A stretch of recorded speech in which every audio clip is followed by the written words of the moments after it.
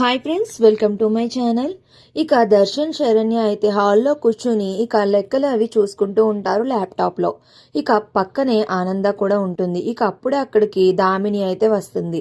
ఇక దామిని వచ్చి ఇలా అంటూ ఉంటుంది, లెక్కలు అవి మీరు చూసుకోవడమేనా, మాకు ఏదైనా చెప్పేది ఉందా?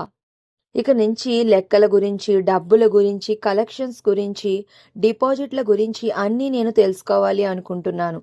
చెప్పండి, ఈ 3 days లిస్ట్ ఏంటి అని అయితే అడుగుతూ ఉంటుంది దామిని. ఇక అప్పుడు శరణ్య అయితే ఇలా అంటూ ఉంటుంది, అవి నీకు చెప్పాలి అంటే అవి ప్రింట్అవుట్ తీసి చెప్పేసరికి ఒక 1 week పడుతుంది అని అయితే శరణ్య అంటూ ఉంటుంది. సరే, అవి తరువాత చూపిద్దురు గాని ఈ 3 days కలెక్షన్ ఏంటి, ఆ కలెక్షన్ ఇలా తీసుకుని రండి అని అయితే అంటూ ఉంటుంది. ఇక ఆ మాటలకి దర్శన్, శరణ్య, ఆనంద అయితే షాకింగ్ గా అలా చూస్తూ ఉంటారు. ఇక దర్శన్ కి, శరణ్యకి కూడా చాలా కోపం వస్తుంది.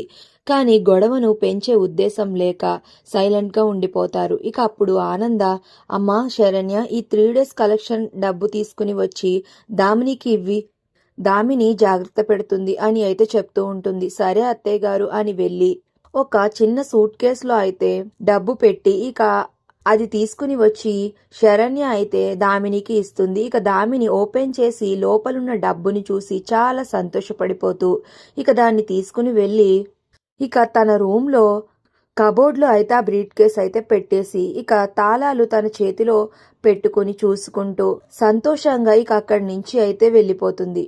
ఇక దామిని కబోర్డ్లో డబ్బులు పెట్టడం చూసేసి ఇక అనన్య, కాంచన అయితే తెగ సంతోషపడిపోతారు. ఇక దామిని అలా వెళ్ళిపోతూ ఉంటే ఇక వెంటనే లోపలికి రావడానికి అనన్య, కాంచన ట్రై చేస్తూ ఉంటారు. మరి ఇప్పుడు దామిని దగ్గర ఉన్న డబ్బుని కొట్టేసి ఆ డబ్బుని అనన్య, కాంచన సొంతం చేసుకుని మరి ఈ నేరాన్ని, ఈ దొంగతనాన్ని శరణ్య, దర్శన్, ఆనందాల మీద వేయనున్నారా?